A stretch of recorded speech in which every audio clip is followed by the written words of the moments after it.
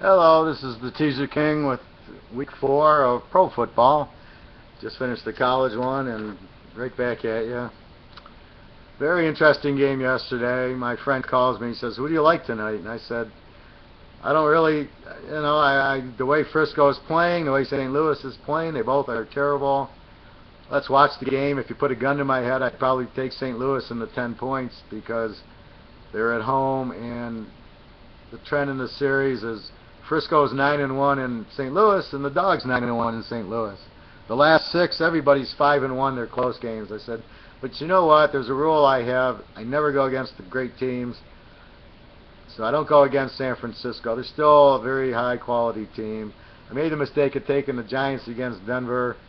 We won't go back to that one, but that was a mistake. And the Giants actually could have backdoor covered at the end when Manning threw the ball into the Denver safety at the 15-yard line. But even though you don't make a living betting against the good teams, you make a living betting against the bad teams and betting on the good teams.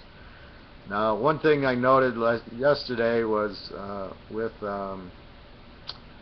their big running back traded. God, I hate when I do this. The Ram running back, the big guy, Steven Jackson. So sorry. He's gone. They're not balanced. They didn't replace him. These owners are so stupid, and the GMs, they let their good guys go, and then they think they can just, like everybody's replaceable. They're not. There's different skill sets. That's the problem. You can't just replace. So, anyway, with Steven Jackson out, St. Louis is terrible. Their receivers can't get open. They don't even have good receivers. I don't know who drafts for them, but these GMs who draft are so stupid. I swear, the guys they draft and the guys they could have, if they'd watch college football and could analyze them, it'd be a joke. Anyway, so I said you never bet against Frisco. So anyway, let's get on with the games we can do something about. Pitt laying 3 to Minnesota. Hey, why is Pitt favored? All right, maybe Le'Veon Bell comes in. The one thing I do like is the matchup that it's going to be hard for Adrian Peterson to run on the Steeler defense. The one thing I have noticed, their running defense has been good in the game against Cincinnati and the game last week against the Bears. Their run defense was pretty good. It's Roethlisberger's turnovers, it's their offensive line's terrible. They're going to have trouble in Minnesota because Jared Allen and the noise is going to make sure that's going to be hard. I don't see them running on Minnesota. I hate Christian Ponder. What he's doing in the league is like Blaine Gabbert. I don't get it. He's not a good quarterback. They draft him in the first round. They think they have to play him because they paid him money because they're stupid and paid him money. I honestly don't get it. But that's their Minnesota's problem. This is the game in London, so this is really strange. I mean, I thought it was in Minnie, but in London, I don't know what to do. I would take the points, but it's a good game then to just look away. Baltimore laying 4 to Buffalo. I hate playing road favorites like this. I'm going to watch this game. I can't take Buffalo in 10 with their quarterback. Baltimore, this is a game to watch. Baltimore is the better team by a little. I don't know how good Buffalo is with this new quarterback and coach. I don't know. No comment on that. Cincinnati laying 5 to Cleveland. You got the trend. The dog is 12-0 in this series. The last 12 games, the dog's covered. Cleveland goes to Minnesota and wins. I don't know, this Brian Hoyer, I watched him at Michigan State. He's okay. He's not great. Cincinnati is a weird team. They're not a great favorite. I honestly would take Cleveland in the 11 here. Not strong, but I don't know. Cleveland is, they're still a weak team. Cincinnati's an okay team, not as strong as you think. They don't blow out usually. And this is one of those rivalries where these teams play each other. And that's why I look at the trend. The last 6, the Dogs 6-0. The last 12, the Dogs 12-0. Means they keep the games close. They know each other's offense and defense. I take Cleveland in 11 here. I would not take Cincy +1. Indy laying 9 to Jacksonville. Automatically you look at Indy and go, they got Jacksonville. Jacksonville's terrible. Lay the 3. In the series, the dog is 16-2 here. The last 6, Indy and the favorite is 5-1 is the trend. So you have kind of conflicting trends. Probably Jacksonville in 15 is good, but I would take Indy laying the 3 if you can get them under 3, even better. Indy should win this game with no problem, but probably be closer. Won't be a 20-point blowout. Seattle laying 3 over Houston in Houston. Oh yeah, again, it's the wrong way. Here you wish and prayed Houston was a 3-point favorite like they should be at home. Houston's a very good team. Seattle is a great team, but they're great at home. Their weak point is a road favorite. They're not that strong as a road favorite. They won in Carolina 12-7 week 1. Houston's a very good team. I can't take Seattle here. I can't bet against Seattle here. This is, if you got to bet it, it's Houston in the 9. It should be a close game. And here's what I tell everybody. You can't look at last week's game and say, Houston got blown out from Baltimore, they're terrible. Just like week 1 when Baltimore got blown out by Denver. What did they do? They beat Cleveland the next week. Every game's individual. This is like craps. Every roll is different. Now you can bet the streaks. If you're playing craps and the 5 hits 4 or 5 times in a row, you're going against the odds and you play the streak. And I get that. But in this situation, Houston will play tough. Seattle could be a little flat. Just the nature of the beast. They beat Frisco emotional, and they won last week. Seattle killed Jacksonville. They were playing well, but again, this is at the road, and Houston's a very good team. Houston in the 9 is probably the play here. It's probably a good game to watch. It's really not one I get excited about. I don't make money betting against the best teams in the NFL. I don't know Houston that strongly, but if this was Seattle laying 3 at Denver, I'd be flying to Vegas and betting Denver a 9 in a heartbeat. So that's the difference. Tampa Bay laying 3 over Arizona. How can Tampa be favored over anybody? Josh Freeman, I always said, was a terrible quarterback. Now they're starting this kid. I think he's from Boston College or something. I don't know. He's not that good. I would take Arizona in 9 in a heartbeat. Arizona's a very good team. With Carson Palmer, they at least have a quarterback to throw to Fitzgerald. He's had hamstring problems. It's the only thing keeping this as a small bet. But Tampa Bay can't beat anybody, and they obviously have problems. And you get Arizona in 9. That's a good price. You got a weak favorite in Tampa Bay. This is a good game to play. Now here's my pièce de resistance for the week. Detroit laying 3 to the Bears. Excuse me. Detroit's actually favored in this game over the Bears. Thank you, God. This I love. Let's look at the trend. Chicago 9-1 in Detroit. 9-1 the last 10 overall. Chicago is usually favored in this series. Detroit, I think, has only been favored one other time. So generally, you've got Chicago always favored, always beating Detroit in Detroit. 9-1 the last 10. 5-1 the last 6. This is a game you played the Bears. You got the Bears in 9. Go to Vegas. This is the game to do it on. This is part 1 of Zilak. Take the Bears getting 9. You can play them with LSU. You can play them with Wyoming. And I'm going to give you another team to play them with in 1 moment. KC laying 5 at the G-Men. Initially this would be an automatic. Take the Giants in 11 and run. This is the trends. The Giants. Andy Reid. Okay, now we've played the Giants in Philly many times, and the Giants play them well. So pretend this is the Giants at Philly getting 11. You take the Giants. Giants have the injuries, which is you got to look at. You can't just play the trends, and that's what I do. I look at the injuries and the matchups. I don't know. Giants lost 38-0 to Carolina. Okay, I get that. You tell me they're going to lose 38-0 again to Kansas City? I don't see Kansas City as that strong of a team. They beat Jacksonville, they beat Philadelphia, and they beat Dallas. Is a good win by 1. I'm not going to question them, but I don't think they're an elite team. I don't know what's wrong with the Giants. I get their offensive line. They have no running. Their defense is still solid. again, I don't know what to do with this. I mean, it's a game. If you got to play, I'd take the Giants in 11, but again, I can't have a lot of faith in them. I think there's better games. Same thing with Tennessee laying 5 to the Jets. Who knows? Who cares? I honestly have no opinion. I mean, Geno Smith, he was decent at West Virginia for a few games, but as soon as he played Oklahoma and some other teams, he wasn't so good. So I'm not sold on Geno Smith with the Jets. Tennessee, Jake Locker, average quarterback. All right, here's the next real strong game. Dallas laying 2.5, 3 at San Diego. Again, why is San Diego a home dog to Dallas?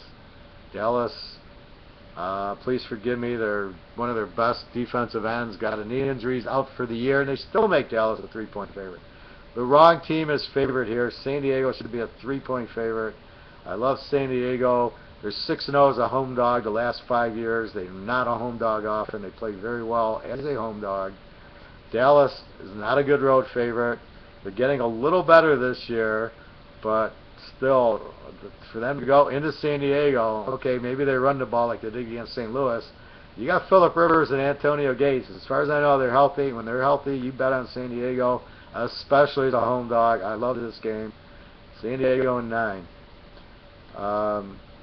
Next game is Washington laying 3 to Oakland. Why is Washington favored in this game?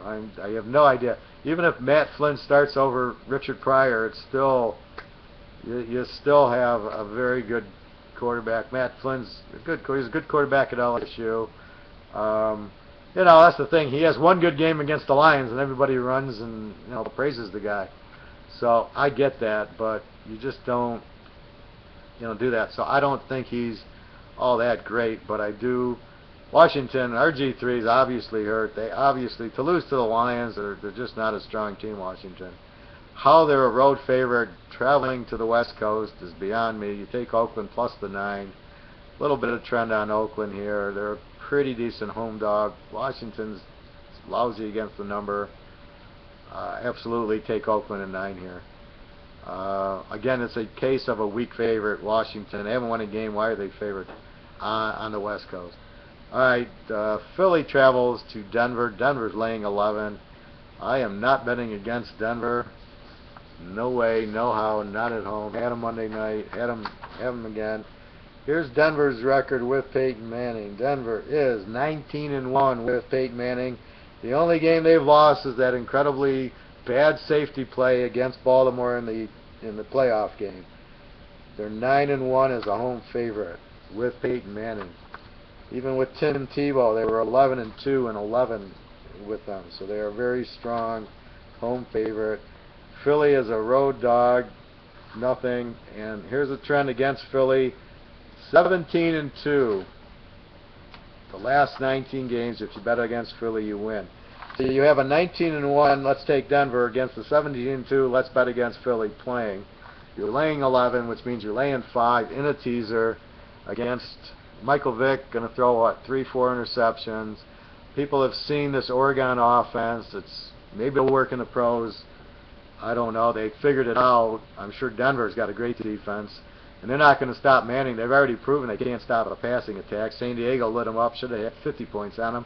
They had 2 fumbles inside the 10-yard line. San Diego did at Philadelphia. So you're looking at a 50 by Denver here, and I don't see Philly scoring 20 points on this team.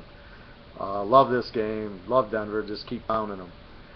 Now here's an intriguing game. New England goes to Atlanta. Atlanta's a 1.5 point favorite. This game is so tough. Why? Because Tom Brady as an underdog is unbelievable.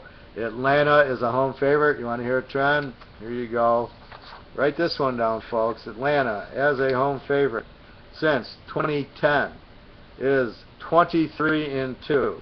As a home dog, 3-0. They are 26-2 in a teaser at home since 2010. How can you not play this team as a home favorite?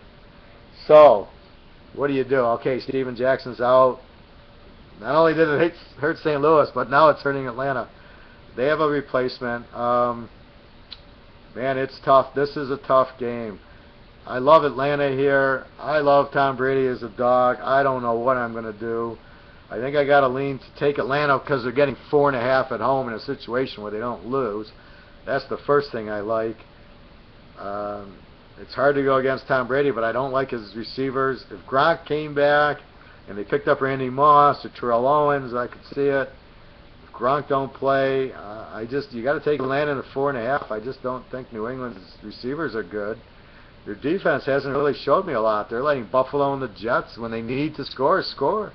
And they almost lost to both of them. Okay, they beat Tampa last week. That's more New England-esque, but I got to take Atlanta getting 4.5. If this spread was 3, I would not take Atlanta plus 3. But only at 1.5, and you can get 4.5, 5 points with Atlanta. You have to take Atlanta here, I think. It's a very hard game because you do not bet against Tom Brady as a dog, Peyton Manning as a dog, Aaron Rodgers as a dog. You do not make money doing that. But in this case, I think you can get away with Atlanta plus 4.5. New England wins, it'll only be by a few points. But I think Atlanta wins by 6 or 7 in this game. And the Monday Nighter, Miami goes to New Orleans, lane 6.5. How do you analyze this game? Because you've got the whole coach issue with New Orleans, so the trend skewed last year. It wasn't the normal New Orleans. Here's what I did. I went and looked at Miami against New England. Why? Because you're facing Drew Brees. How do they do against Tom Brady? So if they can beat Tom Brady, they can beat Drew Brees. But if they can't beat him, they can't beat Drew Brees. They do not play New England very well. New England owns Miami. Now, I know Miami's made some adjustments this year and got some better players, but I'd have a hard time betting against New Orleans here, even. 6.5 down to 0.5. Miami's a better team. They're a good team. Still not sold on Tannehill. He's an above-average quarterback. That's it. He's not great. He's not in Drew Brees' league. He's not in Aaron Rodgers' league. He's not in Andrew Luck's league. I think Miami will keep this game somewhat competitive, but New Orleans at home, and it's proven Miami has a hard time with Brady, and we'll have a hard time here. That's my look Monday night, take New Orleans. So the biggest trends, if I just look at trends the last couple of years, is Atlanta, Baltimore, Denver, the Bears, Seattle, Green Bay, and Miami are really strong bet on teams. The bet against teams are Detroit, Philadelphia, Dallas, Tampa, St. Louis, Arizona, Cleveland, and Jacksonville. And the pattern is the better teams, the Baltimores, the Denvers, the Seattles, the Atlantas, tend to win, the Bears, the Packers. And when they win, they cover. And the bad teams, the Jacksonvilles, the Clevelands, the St. Louis, the Tampas, Philadelphias, the Dallas, Detroits, when they lose, and they don't, and you can bet against them. So it all boils down to you play the very good teams and you bet against the weak teams. And that's why I have a hard time with the Seattle-Houston game. That's why I have a hard time with the New England-Atlanta game. That's why I have a hard time with the Jets-Tennessee game. I'm looking for the strong versus the weak. That's what I want. It's the art of war. It's you take advantage of the weak and you do not mess with the good with the strong. That's what there's enough strong weak teams or wrong weak favorites or wrong teams being favored that I don't have to mess with Seattle, Houston to make money this week.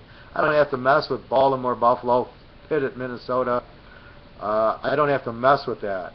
So the plays are Cleveland in 11, Indy laying 3 or less, Arizona 9, San Diego 9, the Bears just bet your house on getting 9, Atlanta 4.5, bet your house on Denver laying 5, and Oakland plus 9. Why mess with Seattle, Houston, Baltimore, Buffalo, Pitt, Minnesota, Jets in Tennessee? I mean, good luck if you want to play these games, but why? I mean, there's some gold out there that you don't need to mess with them. And New Orleans if you want Monday night. Again, Miami's pretty good. One of the ways I look at it is I try to look at the game without a point spread first and say, do I really like a team or do I think the game will be close? And I'll take the underdog. And that's what I see. And really the only couple of favorites I saw here was Indy, Denver, and Atlanta that I honestly thought, yeah, they're the better team. Everything else I thought was a dog. I looked at it, Dallas, San Diego. I said, I'll take the dog. I was expecting San Diego to be a 3-point favorite. And I was nervous taking Dallas in the 9 because their defensive end got hurt. And here you make Dallas a favorite. And I'm like, thank you. I mean, you got to be kidding me. I know it's a popularity contest. They're trying to balance the books, and they're trying to show you take San Diego in 9.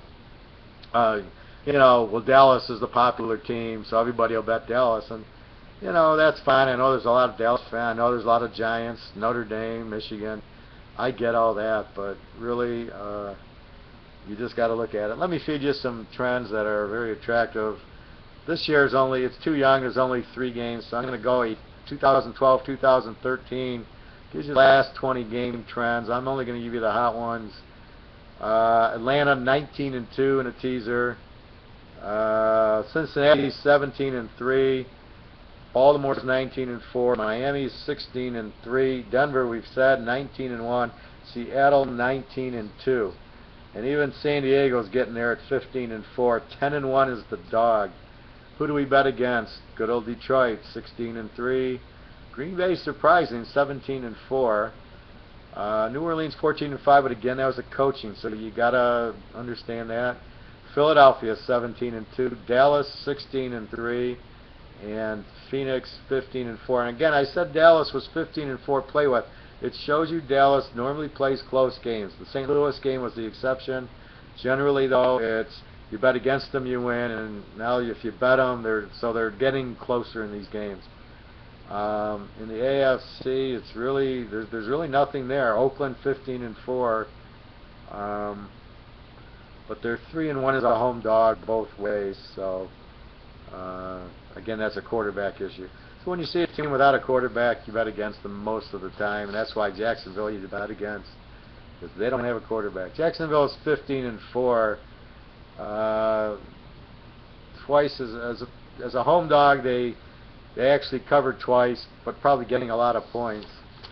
That's where they are. Since 2011, we got Green Bay 30-8. San Francisco is now 33-8. Atlanta's 32-6, 85%. That's what I look at, something 85 or more. We're only playing teams that are 85 and more here. We're not playing 50% teams. Cincinnati is 31-6. Denver's 31-7. Seattle's 31-6. To play against is Detroit, Green Bay, Tampa, St. Louis, Phoenix, Cleveland 30-5. This is why we played. I mean, here was the stat. The Cleveland is 15-0 as a road dog last week. This is why we played Minnesota, basically, plus starting the third-string quarterback and Richardson being traded. I mean, how could you possibly think Cleveland could win? And they win in the last minute. I mean, it was crazy. But that's just the way it is. I'm betting against a 100% trend and an 88% overall trend against Cleveland. So that's what I'm doing. And we can go back a little bit more. Since 2010, Green Bay is 48-9. Atlanta's 45-9. Baltimore's 47-11. And Carolina's 39-12. Dallas 41-10. And Cleveland again 43-8. So you can see why I'm getting the trends and betting against these teams that I'm betting against. It's quite clear. I mean, I'm picking 85, 90, 95% trends, and I'm analyzing and checking for injuries, but that's usually what I'm doing. So when I'm giving you a pick, it's a well-trended, it's not a 50-50, it's at least 85% that this team is going to win, and I'm trying to look at team versus team or some sort of matchup. Anyway, have a great weekend. There's a boatload of winners between college and pro. Stay away from the tough games. I know LSU Georgia's kind of a tough game, but LSU's a better team there. I'm not going against Alabama. I'm going against Georgia with LSU, and that I feel comfortable with. But just don't mess with fire. I mean, that Seattle-Houston game, why play it? You can, and you probably want to take Houston in 9 at home, but honestly, there's a lot better games to pick. Don't mess with fire. All right, everybody, have a great weekend. Again, it's Teaserking, www.teaserking.com, and I got a couple of locks this week, and it's a pretty strong week. Alright, have a nice weekend. Good luck, everybody.